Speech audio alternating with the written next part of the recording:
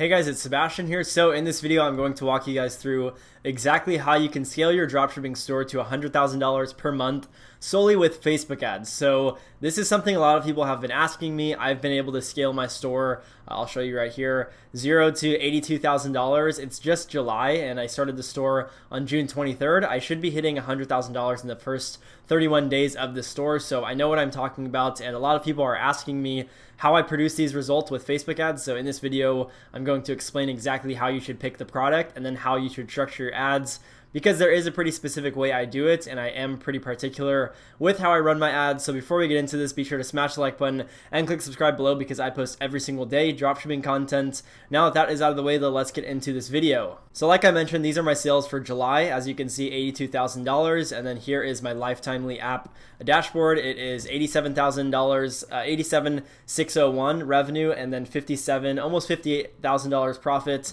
6,700 ad spend. So if you guys can do the math, this is a really high ROAS, 87,000 generated just from 6,700. That is, I believe it's like a 12 ROAS, which is really good.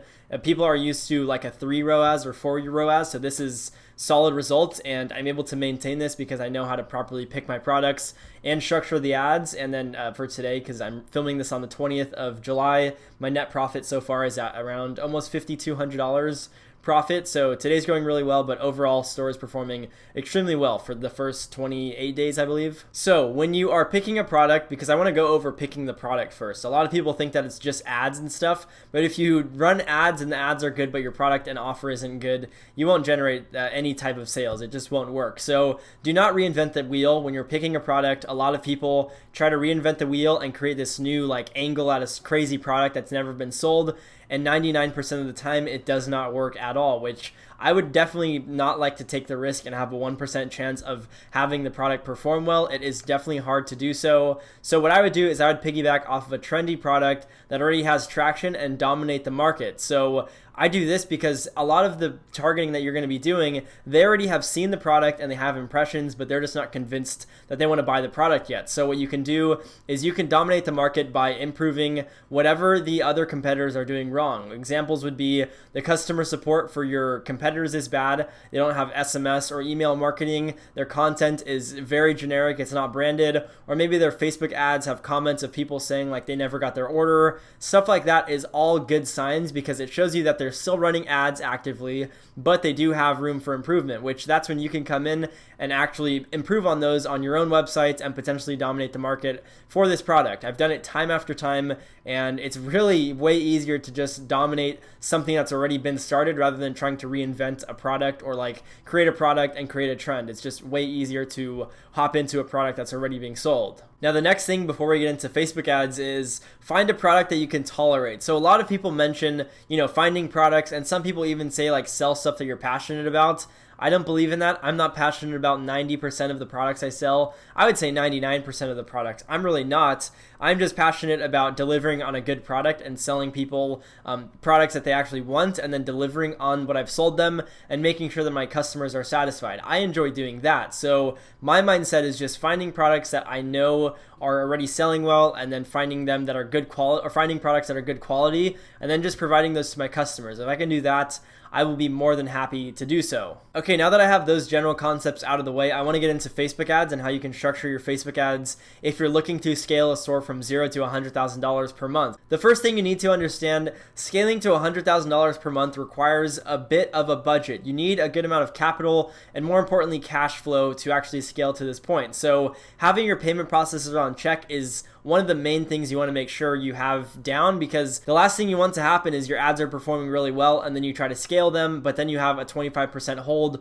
or a permanent limit on your payment processor, which means all your funds are locked. So in order to do that, I would just contact your payment processors, make sure you're in good standings, and make sure there's nothing that they have flagged you for that is potentially going to cause any sort of payment hold, because that is, again, the last thing you want to happen. It's happened with me before, and I've learned from it, because again, I was once at a point where I was like, it's not going to happen. I'm not going to get a hold. I'm just going to scale my budget and everything will be perfect. And sure enough, it wasn't. I had processor issues. So just get that in line. A lot of people ask what processor I use. I use PayPal and Stripe. PayPal limited one of my accounts though the past few weeks, so I am now just using Stripe. Before I get into exactly how to run the ads and all of that stuff, because I will mention that, I want you guys to understand by the time you're ready to scale, your ads should already be extremely profitable. When you scale, it's not like your ads get way more profitable. You're going to be generating more money, but your overall ROAS actually may drop a little bit. So never ever scale ads that aren't profitable. It isn't logical. And I know some people are like, okay, well, if I just give it more money, maybe it will just optimize. That is not the case. Your ads should already be optimized at a small spend, and then as you increase the spend, it still should maintain profitability. So just keep that in mind. I've personally tried to scale stores that aren't profitable or like at break even, and it doesn't really work. I've tried it many times, and I can just recommend to you guys, never scale ads that aren't profitable. It isn't logical at all. Now that that is out of the way though, I want to get into exactly how to run the ads. So the first 2 weeks that you're running your ads, when you're testing your product and all of that stuff, because going from testing to scaling to 100K, it can happen within 4 weeks of your store being active. It's very simple to do. I'm doing it with the store right now. Again, I'm at like 87,000, I think. $87,000 in revenue so far, and I'm on like the 27th day or something like that. So it's very doable. But your first priority should be test out as many audiences as you can in the first 2 weeks. And how you do this is just spending $50 to $100 a day on one CBO testing 10 ad sets. Now, all those ad sets should have a unique interest, and for myself, I just leave ages and genders open, and I'm doing only US right now to manage shipping times easier. If I was doing worldwide, it would be kind of a headache to actually manage all of the fluctuation in shipping times. So for myself, I'm just doing US, but that is very simple. That's what I do for this first week or so. And then after I find audiences that are working at a lower spend, what I'll do is I'll either increase the CBO's budget by 20%, or I will duplicate them and I will actually put them into an ad set budget campaign and give each of the top performing ad sets a higher budget. I normally like to do it a 2x cost per purchase. An example would be if I have an ad set that's getting me a $20 cost per purchase and it's generating me $60 per purchase, that would be a 3 ROAS. All I would do is I would take that ad set and I would give it a $40 a day budget so that it could potentially get 2 sales every single day. Now, if those ads don't work at a higher spend, I will turn them off and then retry step 1, which is testing more ad sets at a lower spend, and then rinse and repeat that essentially until I find good ad sets that are performing well at a higher spend. Now, to scale to $100,000 per month, that's only $3,300 per day, which at a 3 ROAS, you only need to spend $1.1 thousand every single day on Facebook ads. Now, that can be done by just doing what I explained, which is testing interest in a CBO and then giving them more spend in an ABO and literally just rinsing and repeating. A lot of people like to overcomplicate their scaling process, but it can be done just like this. Spending 1.1K per day is very easy to do with just cold interest, not even with lookalike audiences. Now, if you do have over 200 purchases, you should be able to do purchase lookalikes, initiate checkout, add to cart, and view content LLAs. So what I recommend doing when you're launching LLAs is taking 1%, 1 to 2%, and then so on all the way to 9 to 10%, and putting all 10 ad sets into a CBO at $100 per day, which will be a total of $400 per day ad spend. So that in itself will increase your daily spend quite a bit. And that's $400 a day because you're testing all 4 of these different metrics. They all could perform well. Sometimes I've had it where some of my ads perform better with just view content LLAs better than purchase ones. It just kind of depends. So I would suggest you test them all because you really never know. It's really hard to gauge until you actually run the ads. And then after that, I let them coast for 2 days to get an understanding of who their target audience is. And I see which ones are performing well and essentially just turn off the ones that aren't profitable and let the ones that are profitable run. Now, at this point, you should have tons of campaigns and ad sets that are performing well on a consistent basis. So essentially all you will have to do now to scale even more, because spending $1,100 per day on Facebook ads is not a lot of money. You can get up to $10,000 spend and still not overwork your audiences if you do it correctly, which is a lot of money to some people, but if you're making it back, it's not really an issue. An easy way to scale your budget is take your campaigns, daily ad spend, or your ad set and give it 20% extra. So if you're spending $100 a day, give it an extra $20, making it $120 per day spend. Now, you only want to do this every 3 days that they are profitable. If they are not profitable, then you want to take them back at a lower spend and see if they re-optimize and then retry it. You never want to like double your budget every single day or increase budget every single day, because the more edits you do, the more your ads have to optimize. So I went over the practical side of like how to scale your ads and stuff, but you want to always be sure you're actually ready to scale. So the more you scale, the more customer support you have to manage and the more orders have to be fulfilled on a daily basis. How you can prepare for this is just make sure your supplier can handle that level of sales. I always contact them before I'm increasing ad spend and I'm like, yo, I'm going to start getting X amount of sales compared to this amount of sales. Can you guys still handle this? Or before I even fulfill with the supplier, I always contact them and ask them what their maximum monthly fulfillment is, like what their capacity is for how many orders they can process a month.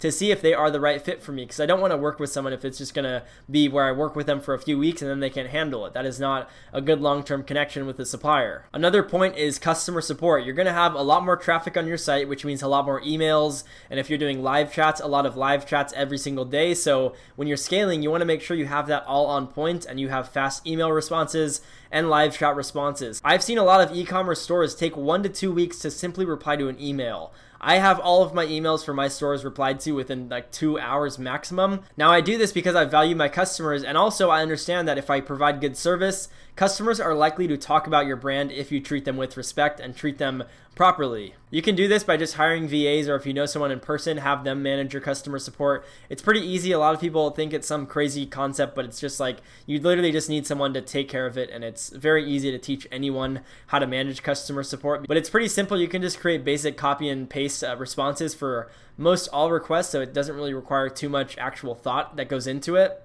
Okay, the last important point that I want to mention is throwing in new creatives as much as you possibly can. So when you're running Facebook ads, if you're running one product and you use the same exact ad for 2 months straight, it is likely that your audience is going to get worn out because everyone is seeing the same video, and it's not like they're seeing a new one where they are now getting hooked. It's the same exact one, so if they're not willing to buy, they're just not willing to buy. So let's just say you want to get a new creative every single week, which is what I suggest at minimum. What you would do is you would take your 10 top performing ad sets, put them into an ABO against 2x your average cost per purchase for daily ad spend, and then all you'll need to do is put that new creative into the ad and run it, and let it run and see if it performs well. And if it performs better, then let it run. If it doesn't perform well at all, turn it off and test a new creative. Now, if it works well, you don't want to edit your ad sets that are already bringing you profitable sales and switch them out with this new creative. You want to just let them run, but also simultaneously create new ads that are running with this new creative, because now that you know it works, you definitely can scale even more with this new ad. A lot of people don't understand that. A lot of people think you need to edit the current ads that you're running, but that definitely can mess up the way your ads are optimized, so I just don't suggest it at all. I rarely suggest editing your ads just because you're better off safe than sorry. I would rather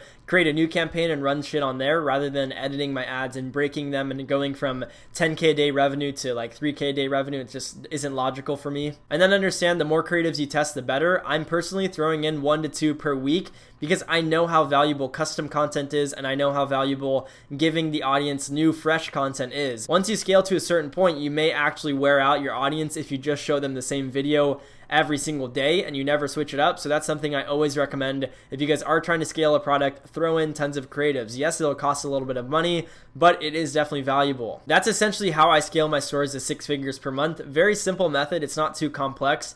And I don't like to overcomplicate any of this. It's a very simple business model, but a lot of people do make videos overcomplicating it, which I don't really agree with. I think it's just finding a product, setting up a good website, doing something different than your competitors, and running decent ads. Your ads don't even have to be like perfect. My ads are definitely not perfect, and they're still performing really well. But hope you guys did get massive value from this video. If you did, smash the like button and click subscribe below, because I do post daily dropshipping content. And then if you guys have any questions or concerns, or you have video recommendations, you can always drop those in the comment section below. But that's going to wrap it up for today's video. Hope you guys again did enjoy, and I will see you guys in tomorrow's video.